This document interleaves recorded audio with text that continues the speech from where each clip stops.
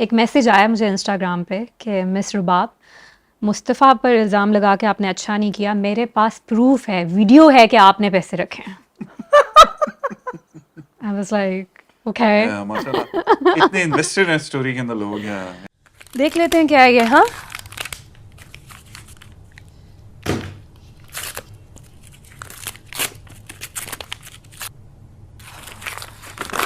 So much money right. वो अदील और रुबाब इस वक्त पाकिस्तान इनफैक्ट साउथ एशिया का most hated on screen couple है।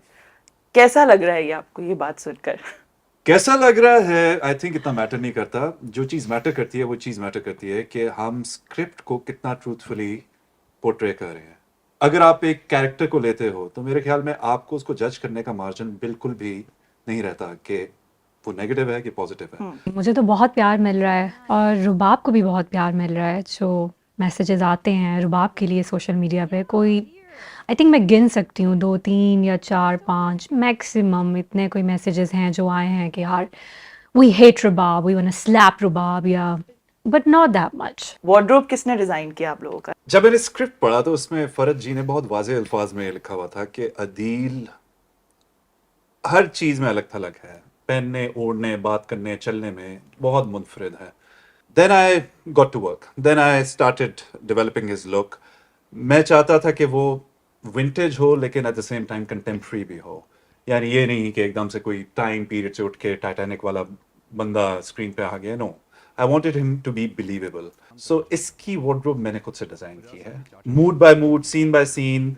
सिंस हम दोनों के कोई 300 350 सीन्स हैं, तो एटलीस्ट मैंने कोई 175 से 225 सीन्स के पीछे मैंने उसका जो भी story telling through the wardrobe ये कोशिश की है। रुबाब कैरेक्टर को स्टाइलिंग जो है, हेयर स्टाइल, वो सारा कुछ उसमें मेरी खुद की कंट्रीब्यूशन, क्योंकि मेरे अपने बाल हैं। आई नो कि what looks good on me और किस तरीके से स्टाइल करने चाहिए, मगर मैं ये कहूँगी कि टीम एफर्ट है।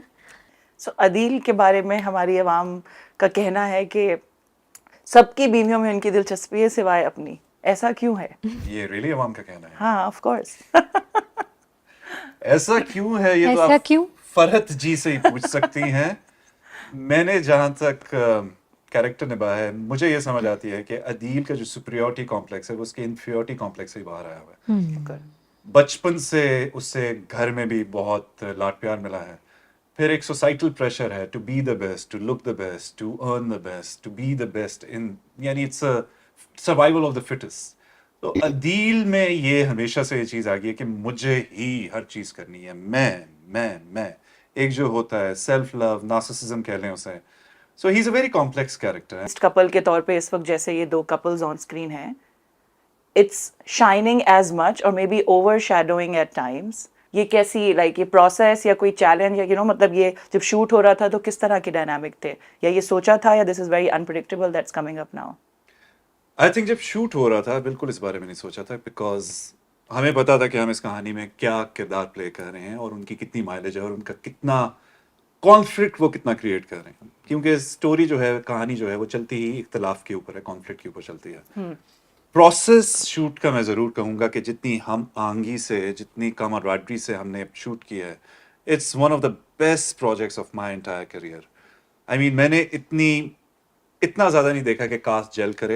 एंड ऑफ द स्क्रीन भी हम एक फैमिली थे। मैं बिल्कुल एग्जैजरेट नहीं कर रहा। बिल्कुल। हम ऑफ द स्क्रीन भी एक फैमिली थे। जावेद शेख साहब खाना लाते थे, बुशरा जी खाना लाती थी, कभी बदर हमारे डायरेक्टर वो खाना लाते थे।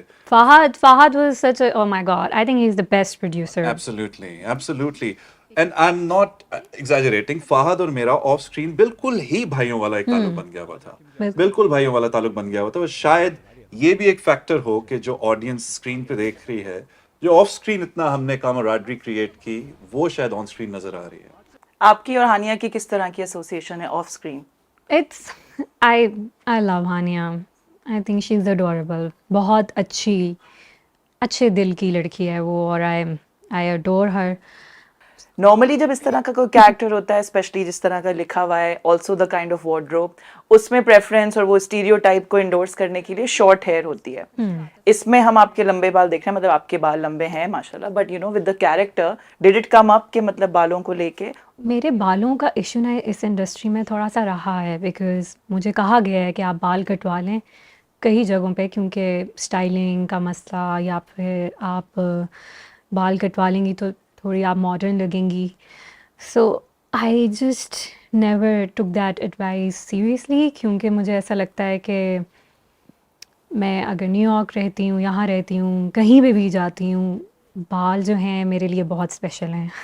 अभी भी मैंने कटवाए हुए हैं, ये मेरे कटे हुए बाल हैं, है ना? मेरे बाल इतने होते थे, तो ये मैंने बहुत मेहनत, बड़ा दिल पे, वो क्या कहते हैं, दिल पे पत्थर रख कर मैंने बाल इधर से इधर तक करवा लिए। सो सॉरी मैं लेट हो गया। आधा घंटा लेट हैं आप। ऑफिस में लास्ट मिनट पे काम आ गया था इसलिए। हाँ भाई, आप तो ठहरे मसरूफ लोग, 1-2 दिन का बोल के पूरे 1 हफ्ते बाद मिल गए, वो भी जब मैंने याद कराया तब। आप क्या कहेंगे, अदील जैसे मर्द को डेट करना चाहिए खवातीन को? मैं कहाँ से ये काउंसलिंग दूं उन्हें? हाँ, successful, good looking, well spoken लोग हमेशा कैरिस्मेटिक हैं और रहेंगे। तो मेरे ख्याल से अदील ने कोई कत्ल नहीं किया, कोई डाका नहीं डाला, तो शायद डाला अब तक, थोड़ा अब शायद रिवील हो रहा है। हाँ, कोई इतना वो किसी को हरास नहीं किया उसने। So this what I am thinking, we all are imperfect, we all have our flaws. तो अगर आप मॉल्स या कहीं जाएं तो वहां तो व्यूअर्स में से आंटीज एंड डिफरेंट लोग would actually come up to you and bash you for like what the hell are you doing with Sharjeena, आप क्या कर रहे हैं, आप ऐसा क्यों कर रहे हैं? और सबसे अच्छी बात है कि जो कमेंट्स में ये भी कहते हैं कि, या मैसेज करते हैं कि ओ my God I am hating Rubab right now, शुरू में तो मुझे अच्छी लगी थी मगर अब बहुत नफरत हो रही है, but thank you thank you thank you for playing this character, oh my God I love it. So I am like wow. मुबारक हो आपको बहुत बहुत। क्या करता है लड़का? ऑनलाइन जॉब करता है। मुस्तफा की तरह?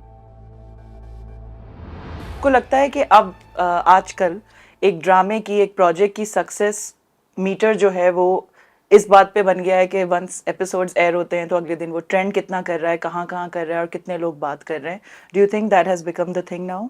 मीम्स, क्लिप्स, डायलॉग्स, यही चीजें अब हम लोग व्हाट्सएप पे, इंस्टाग्राम पे एक दूसरे को फॉरवर्ड करते हैं। So yes, definitely it's because of this viral thing that we call it, it's gone viral because of social media. And जहाँ तक आपने कहा कि व्यूज, आई मीन सबके सामने है, सबके सामने नंबर्स हैं, सबके सामने वो फैक्ट्स हैं, तो ये मैटर करती हैं चीज़ें मेरे ख्याल से। सो क्या आपकी नॉलेज में है कि पर्पसली इस प्ले की मार्केटिंग, प्रमोशन को उस तरह से हैंडल किया गया है कि उसका एक रिस्पॉन्स हम देख रहे हैं सोशल मीडिया पे? डेफिनेटली आई थिंक एक बहुत डेप्थ के साथ उसको प्रोजेक्ट किया गया है, उसकी प्लानिंग की गई है।